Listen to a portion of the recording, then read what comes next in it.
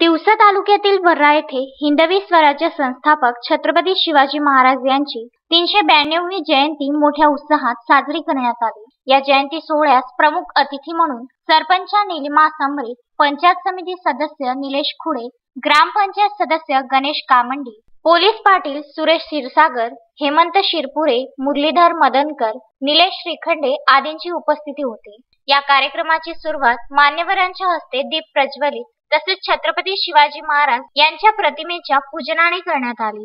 यावेळी प्रजाहित दक्ष, नीतिमत्ता श्रेष्ठ, कर्तव्यदक्ष व पराक्रमी राजा छत्रपती शिवाजी महाराज हे अनन्यसाधारण व्यक्तिमत्वाचे धनी होते।